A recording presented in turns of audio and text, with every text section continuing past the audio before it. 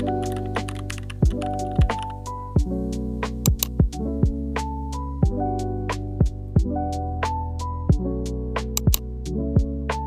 are officially post run, lunch, refresh, and now I have 3 loads of laundry to put away. So I figured we could do a little yap with me, fold with me, play some catch up, and just talk about what's been going on. I guess more specifically, the base training that I mentioned yesterday. Let's get started. So today was the start of week 6, and today's run was a 5-mile endurance run. I can very confidently say it felt really good. I wouldn't say that it was my fastest run, but it was probably one of my most comfortable runs in the last 5 weeks. Now, one thing I have noticed in my more comfortable runs is the shoe that I'm using. I think I have gone through enough different shoes to finally put out a video of my shoe rotation. And the shoe that I have been working with mostly this base training, I have been using the New Balance 1080s. When I originally put on the 1080s in the store, I absolutely love them. I wanted them to be my Zone 2 endurance run shoe. I figured they could be like my daily trainer. And in the very beginning, I absolutely love them.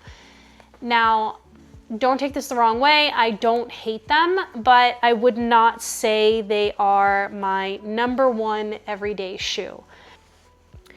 I would probably most relate them to the Cliftons. I've never used the Hoka Bondis, but I have used the Cliftons 9 and 10, I believe. Is there a 10?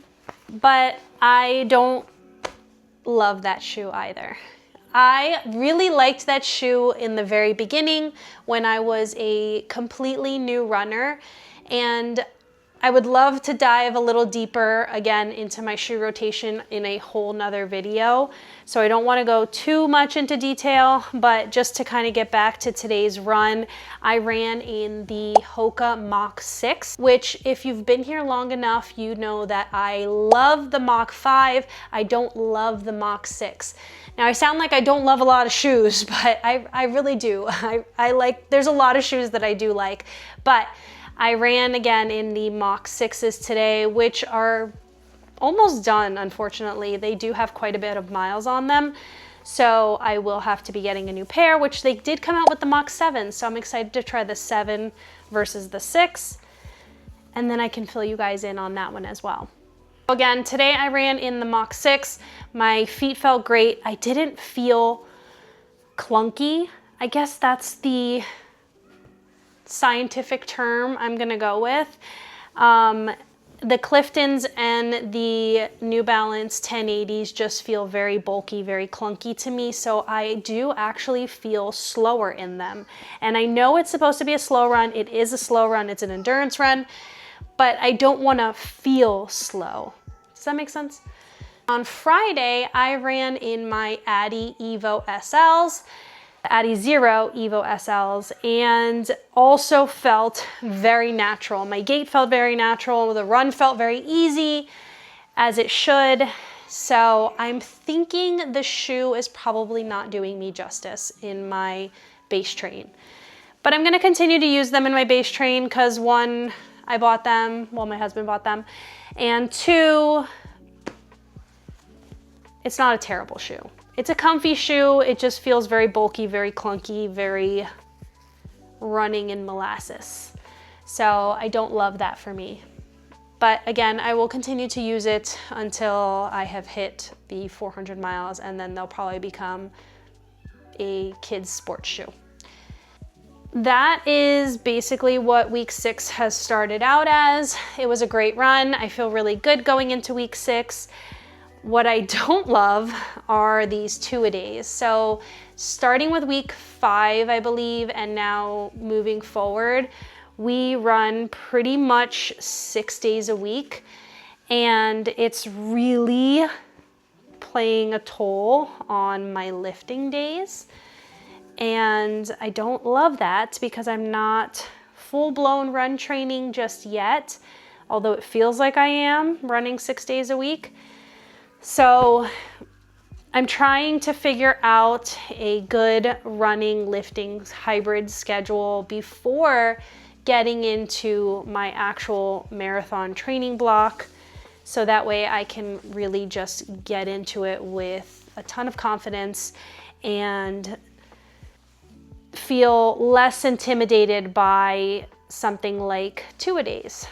So with the 2-a-days comes A, a lot of laundry, and B, exhaustion. C, I'm working out in the morning and in the afternoon, hence the refresh midday. I actually had to refresh because I was drenched in sweat there and I felt stinky, and I just wanted to refresh before I do some upper body later today.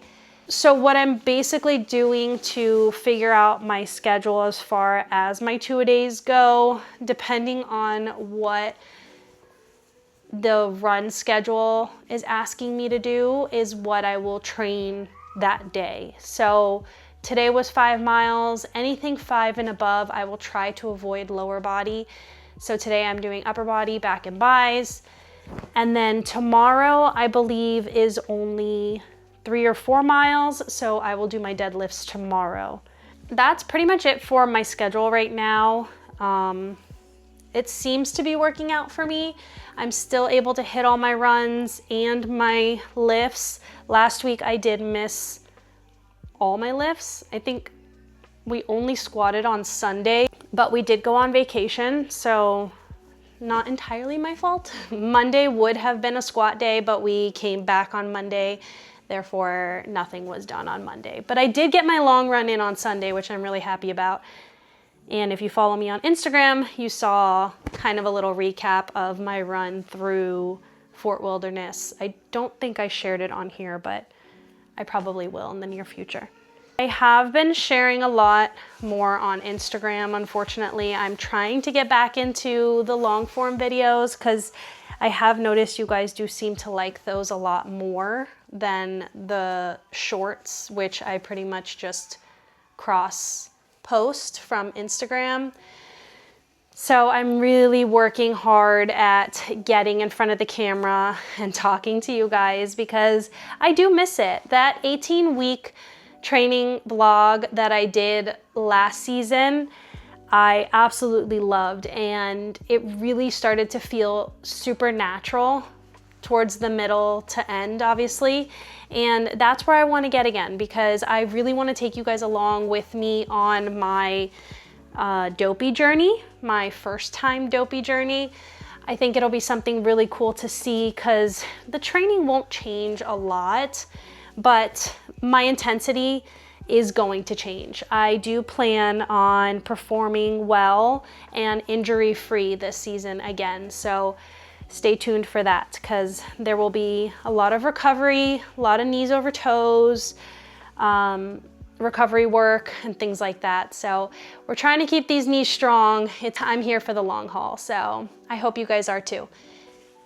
One thing that happened to me yesterday, actually, I was talking with someone on Instagram in my DMs, and I shared in my stories about an at-home laser hair removal that I'm absolutely loving, by the way. She is small but mighty, and I don't know why I was so skeptical about getting an at-home laser. I honestly just didn't think it would work. I know going to the places works, but even with those things, you need to do maintenance.